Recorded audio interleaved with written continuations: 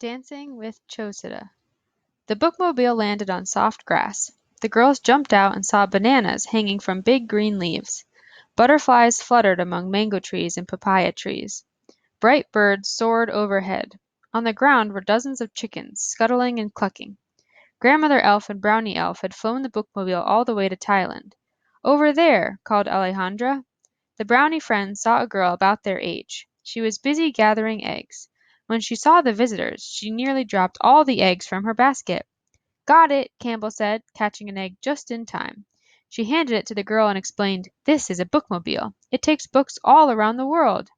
The girl smiled and said hello. Her name was Chosita, which means happiness, and then she went back to gathering eggs. "I need to get these to the temple," she said. "The eggs are used to bake cakes for ceremonies." The girls joined in, and soon all the eggs were nestled in Chosita's basket. "Kobe-kun," said Chosita. That means thank you in Thai, and it sounds like Kobe-kun. "Would you like to come with me to the temple?" she asked. "Let's go in the bookmobile," Jamila said. "Really?" Chosita said. "I love to read, but my school doesn't have many books. A typhoon hit and all the books got soaked." The brownies listened as Chosita told them about the roaring winds and flooding waters. They told her about a hurricane that hit their country. "We all pitched in to get new books to libraries and schools," Campbell said. "I'll bet you and other girls here in Thailand can help do something like that." Grandmother Elf looked around the library. "And here is a whole shelf of books that may be just right for your school. They'll give you and your classmates something to read while you gather more books." "Thank you," Chosita said. The bookmobile came to a gentle stop. The girls could see the temple at the top of a hill. People seemed to be moving across the walls. "They look like dancers," Jamila said. "Are they?" As they all climbed the hill to the temple, Chosita explained, "Those are very old carvings of temple dancers." When they reached the temple, the girls saw that, sure enough, dancers were carved into the stone walls. Some of the carvings were damaged. "They were hurt in the typhoon," Chosita said. "But this frieze still tells a very old story. I learned the dances for it. I'll show you." Chosita raised her arms and waved them softly, moving her hands as if telling a story with her fingers.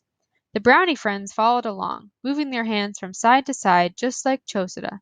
"This is fun, but it's not easy," Campbell said. "I practice every day," Chosita said. Chosita then took the eggs to the temple, and soon returned with a beautiful lantern shaped like a lotus flower. "I brought this from the temple," she told the girls. "I wish you could stay to see our floating lantern festival at the end of the rainy season." Just then Grandmother Elf came with a book of photographs of the festival. The pictures showed lights on every river and stream, like fireworks on the water. "My family makes lots of lanterns for the festival," Chosita said. "I'd love for you to meet my family."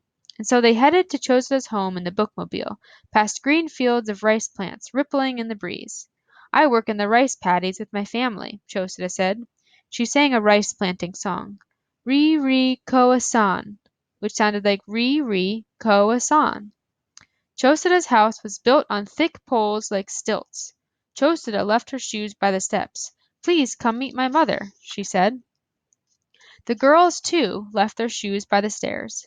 Inside, in a big room, they saw colorful, shimmering fabrics. "Thailand is famous for its silk," Chosita's mother said.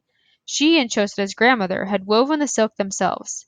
Some of it glittered with gold threads. The family made silks for the many children and grandchildren of the Queen and King of Thailand. "How about I teach you my favorite game?" Chosita asked. "It's called Ling Ching Lak, or Monkey Fighting for the Poles. It's one of the oldest games in the world."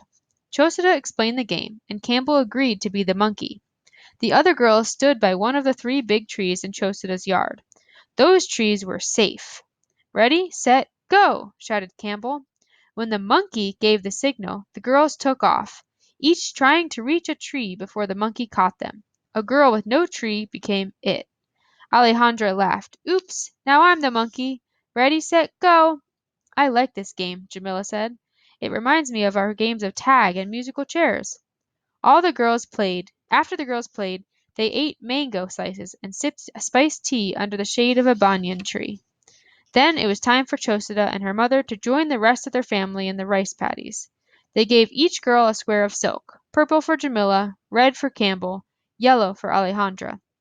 The girls said thank you, and Chosita and her mother waved goodbye. There are so many girls in the world. Who will we visit next? Alejandra asked. We've been to warm countries so far, Jamila said. How about someplace cold? Asked Grandmother Elf. I know the perfect place to get cozy with new friends and a good story and some nice hot tea. Hooray! Shouted the girls, and then poof! Off they went.